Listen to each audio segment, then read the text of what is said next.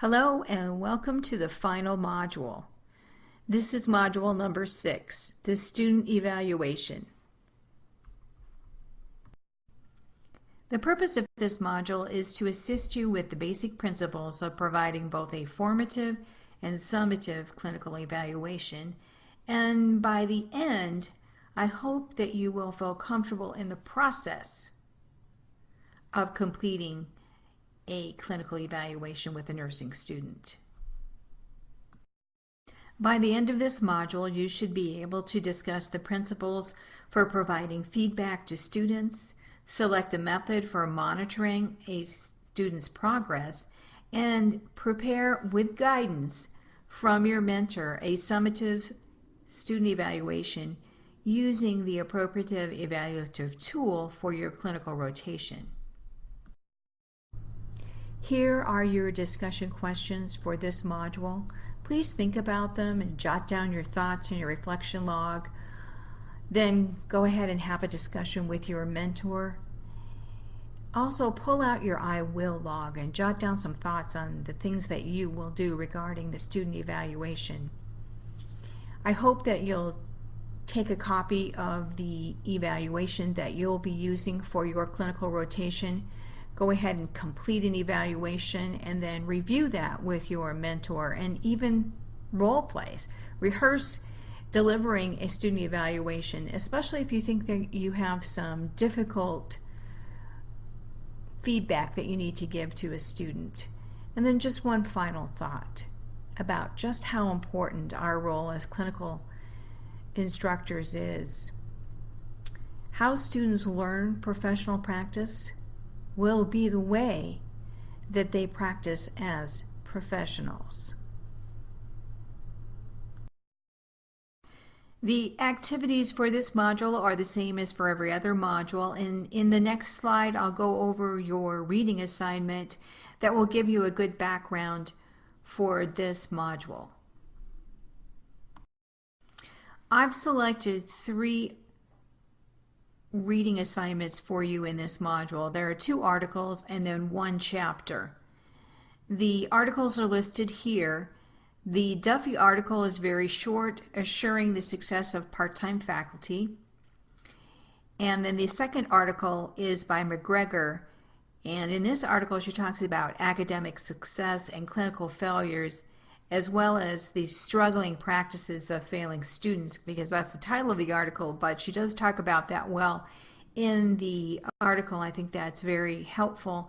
And then the Gaberson text, chapter 15, is all about the evaluation, and it has some very helpful information. It's such a valuable text and it's easy to read.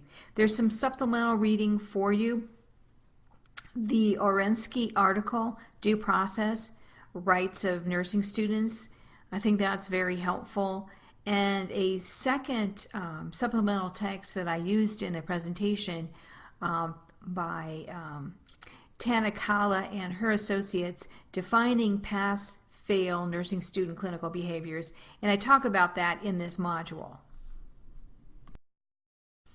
The 2 NLN core competency task statements that I think are pertinent to this module are number 3 and number 6. And specifically, nurse educators use a variety of strategies to assess and evaluate student learning. We as instructors want our students to be successful. And when they are not, we, especially when we're part-time faculty, think that it's our fault when students are not successful. However, it's important to remind yourself that it is the student who fails to meet the level of clinical competence, not the faculty. Another issue when you're just starting out is that you have limited experience with doing the documentation, and it's extremely important that we do a really good job with our documentation and that we communicate that documentation with the student regarding their performance, because it becomes really an important issue when we want to support our evaluation or final evaluation, whether the student have a positive or a negative final evaluation. Gaverson et al. Remind us that we need to be aware of our own values, beliefs, and biases to ensure that we are as objective as possible when we're doing a very subjective thing, as in making judgments about student behavior. Just because a student is quiet and doesn't initiate discussion does not mean that they're not thinking. If possible, we need to reach out to students and give them an opportunity to talk. And I use this example because this is something that I see a lot in the every clinical rotation. There's at least one student that's really quiet. And I probably pick up on that because that's how I was, believe it or not. And I know that even though I was a very quiet and shy student, that didn't mean that I wasn't paying attention or that I didn't have thoughts or things that I thought that I could share, but I was really shy. And it became apparent to me as I've been teaching over the years that being shy isn't okay, because we have to advocate, we are advocates, for our patients. And if we're too afraid to speak up, we might miss that opportunity to speak up on behalf of our patients. So I like to work with students that are shy because I was shy, and I don't want to hold that against them. And that's what Gaverson et al. Are talking about. Don't hold those personal biases against students when we're doing their evaluations.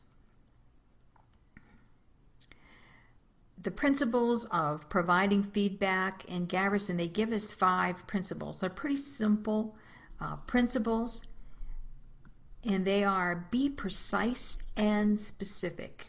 I think that is really, really important. We need to give the students specific areas that need to be addressed, not just general statements like you need to do a better job with doing your assessment. No, we need to give them specifics on what they need to do when they're doing their assessment that they may not be doing appropriately or that we think is at the proper level.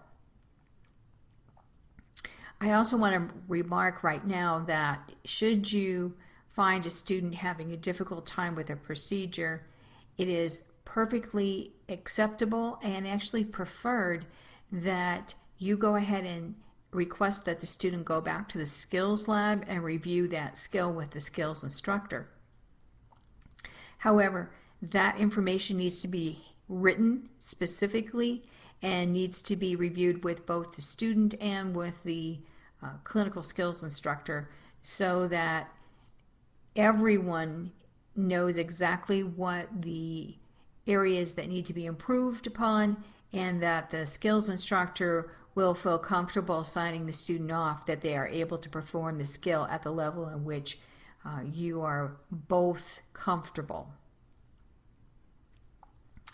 Also, the feedback needs to be prompt or as soon as possible after a skill is performed or whatever has happened, so that the student knows specifically what the issue is. Because if you allow too much time to transpire between the procedure or skill or whatever the situation is that you need to give feedback about, then you forget and it becomes less effective for the student. In the beginning, students will require more feedback than they will as they progress through the program, and that's important to remember.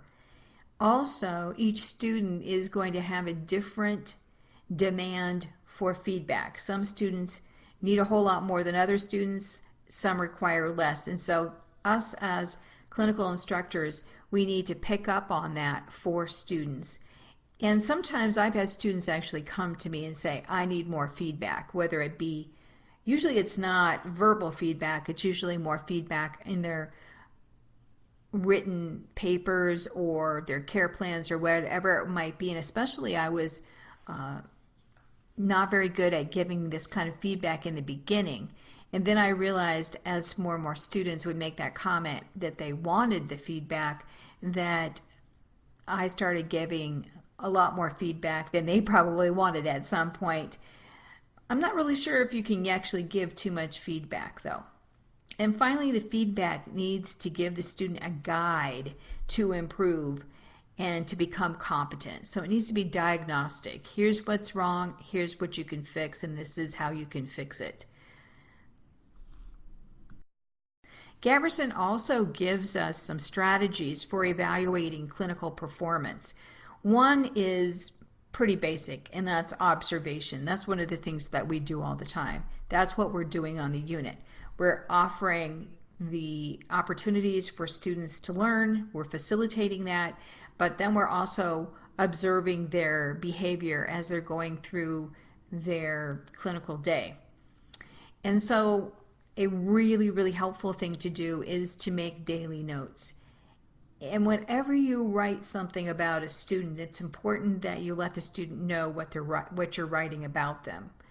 Oftentimes I use one of those tools that are in the clinical toolbox, and I review what the student has written, and then I may make comments to them on that written paper or verbally so that we have some kind of written documentation of what's going on per day. I think that if you can figure out how to set it up in your clinical time, taking notes like we would do a SOAP note on a patient, doing the same thing on a student could be extremely helpful to both the student and to you when you're doing their final as well as their midterm evaluation. Student writing, their care plans, concept maps, their reflective journaling, those are great places to be able to see how the student is doing and be able to do a really good evaluation. I think I already told you that in the student journal, this is where they keep their reflective journaling and maybe their care plan, their concept map that they've created. If they keep it all together for you, you'll be able to have a very organized, neat place for you to review how they're doing and to give them feedback verbally and in writing. And then discussions and conferences. Pre and post conferences are great ways to hear students thinking. You can hear what they're thinking. These pre and post conferences don't have to be really formal. I've oftentimes done them in a patient room where there's no patient with their classmates and let them all brainstorm together, if you will. And if I ask a student a question and they're trying to explain or what they're thinking, I oftentimes will ask their classmates to join in. Don't let them hang there all by themselves. Let them all talk about it together, and then you get a good sense of not only how they work together, but how they are thinking and putting the pieces together. And then also, of course, in a private conversation, and we'll talk a little bit more about when you definitely have those private conversations, but if there's a particular issue that you are very concerned with, it is very important to meet with a student in private so that there's no illusion that you are belittling them in front of any of their classmates.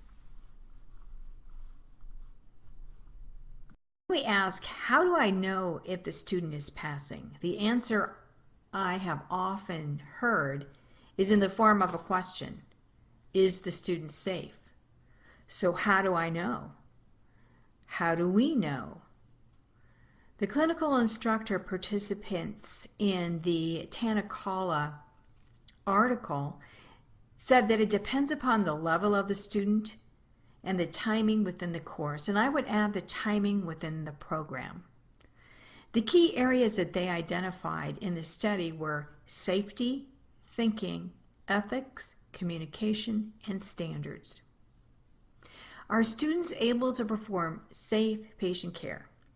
We are expected to be able to anticipate the answer to this question. When a student's behavior poses a threat to patient safety, that might constitute a failing grade in the clinical course, and that came from the instructors in that study.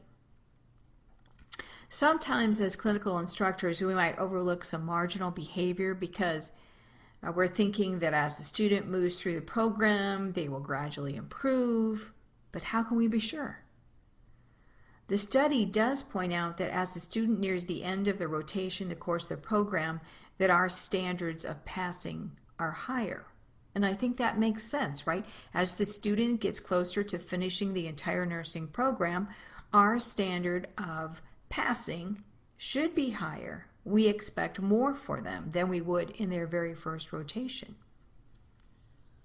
What we do know is that the knowledge and experience about patient safety is gained during the clinical experience, making safety a crucial element of what must be learned. Therefore, it is our responsibility during the clinical experience to ensure that the students not only practice safety, but appropriate habits of safety must be reinforced. We as clinical instructors are the gatekeepers, ensuring that nursing students can think and function professionally. And it's also about consistency and repetition and improvement. How often is the student able to demonstrate appropriate behavior? Or how often are they making mistakes despite having the behavior pointed out to them, discussed, and corrected? The number one area of concern, as I mentioned, is safety. And it was the example that was given in the article was about giving medications or making medication errors, because this is a real high risk time for patient safety. How many medication errors could or should we allow a student to make without failing a student? And these are questions that most likely could only be answered by the context of the experience. What actually happened? When I've been involved with a student that makes an error, I've often been able to see that it's not necessarily the student that wasn't following protocol. It was actually a systems problem that actually set it up so that the student made an error. What about thinking? Can the student put the pieces together? Can they bring the didactic information into the clinical? Do you see evidence of thinking? Can they observe a patient's condition and tell you what they think is going on or what should be done next? Can they look at the patient's lab data and discuss what they think it means? Or do you see someone that seems lost and displays this behavior week after week? And what about in communication? Failure to report abnormal findings. Being able to communicate respectfully. I've had to deal with this issue several times in clinical rotation where students do not seem to understand who they're speaking with and what the appropriate professional communication would be, and that needs to be pointed out to them. Or not doing something which is appropriate. So the article gives an example of a student taking a blood sugar, finding that the insulin on a sliding scale perhaps doesn't need to be given, but they don't report that to anybody. This, of course, puts a patient in danger. And I've had a few opportunities going back to communication where the student is too shy or intimidated to communicate. And it becomes really important to point out to students that communication is so important and vital, and that they're going to have to learn to overcome that shyness so that they'll be able to be the patient advocate that we're supposed to be as professional nurses. The article talks about standards and that the objectives of a course need to be met because those are the minimal standards. But I'd also continue that and talk about practicing within the scope of practice where the student is today. Are they meeting the objectives of the course? And of course, the only way to know that is to use the rubric of the student evaluation to help you answer that question. And then what about ethics? Are they reporting their assessment findings accurately? Are they actually performing the assessment? Are they coming to the clinical rotation impaired? These are all part of ethics and looking at whether or not the student is practicing safely so that we're able to give them a satisfactory evaluation. Well, I'd like to give you the answers. The answers are very difficult and they must be kept in the context of where the student is at the current time. So what's the difference? A formative evaluation gives students feedback about their progress in order to help students gain the necessary skills and outcomes to pass the rotation, whereas a summative evaluation is to determine if the student has passed the rotation. The formative evaluation summarizes the student's progress. Both the midterm and the final evaluation are summative. However, the midterm evaluation can offer the student a plan to continue working towards in order to help them to be successful in the rotation. The final evaluation should never be a surprise to the student. Students must be treated consistently, and communication is a must. Students need to be adequately notified about their academic performance. They must be informed of deficiencies that can be improved and the time frame to meet the expectations for improvement.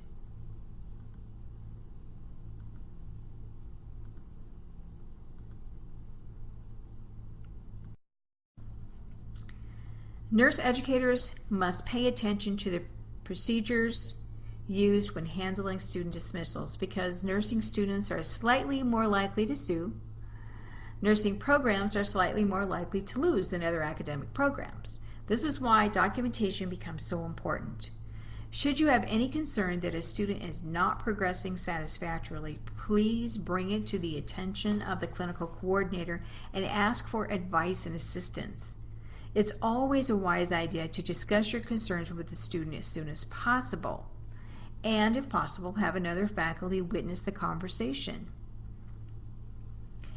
The conversation should be summarized in writing and acknowledged by the student in writing with a copy of the improvement goals for the student's academic record and, of course, a copy for the student.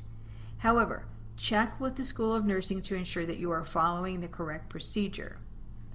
It's also okay, and it might be preferable, to set up a time to meet with the student on campus with another faculty member or the clinical coordinator or maybe even the director of the nursing program.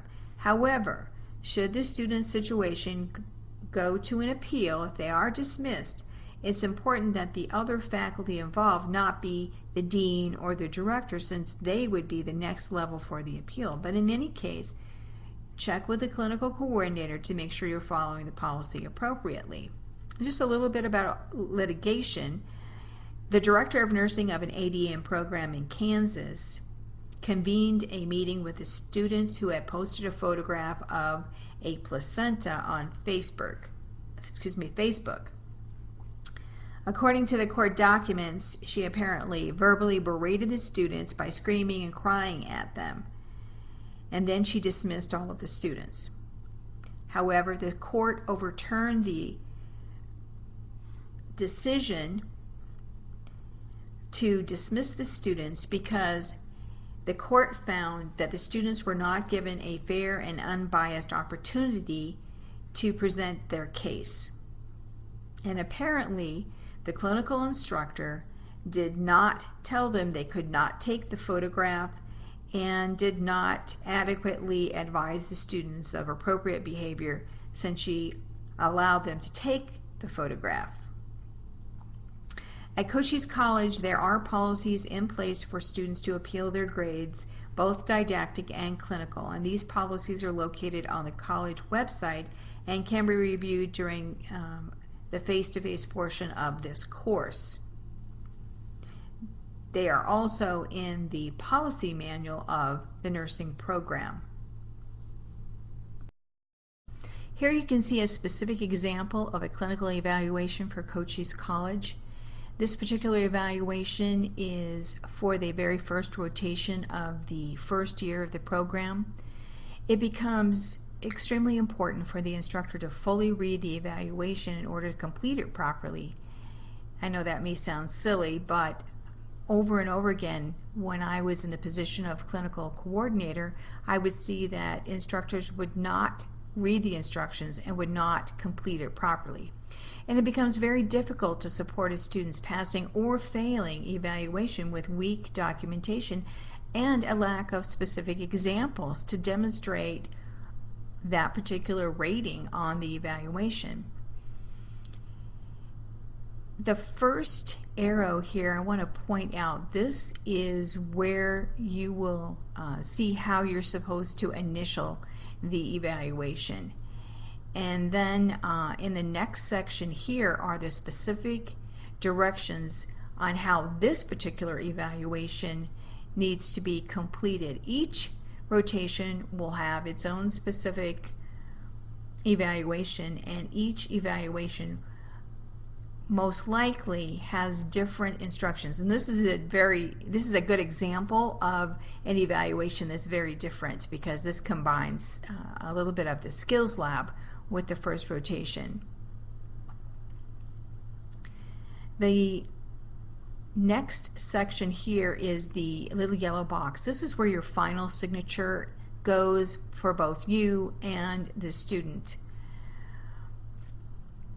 On page 2 of the evaluation, you will see the specific areas of the evaluation, what is considered below level, which is very helpful for the instructor so that you can see, is this is a student at level or below level?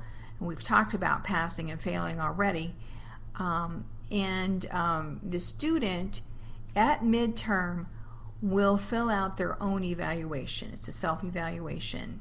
Once they've completed that, they'll give it to you. You will complete their evaluation, and this is a time when you will sit down with them and have a face-to-face discussion about how they're doing at midterm. Should you have any concerns at any time during a rotation that the student is not passing, you must contact the clinical coordinator right away. You must sit down with the student, write up a plan for improvement, then you meet with the student each week to assess their progress. Remember that a clinical failure should never be a surprise to the student, and the student earns their grade that you assign. You're not giving them a grade. The pass-fail of the evaluation is their grade. Should a student not pass a clinical rotation, they may not be allowed to continue in the nursing program. So at midterm, this is your opportunity, if you haven't already spoken with the student, to give them some specific guidelines on what they could do to improve their performance, their behavior, or to tell them additional things that they can learn. So in the second area there is where you do your initialing, and then in the final evaluation is the arrow is pointing to the area on which you would complete. Remember that in the final evaluation, the student does not do a self-eval at this time. This is where you do the evaluation, and then you will sit down with the student and have a face-to-face discussion at the end of the clinical rotation. Of course, as usual, the final portion of the module is to complete the evaluation, and the references for this module will follow the evaluation. And thank you for joining me.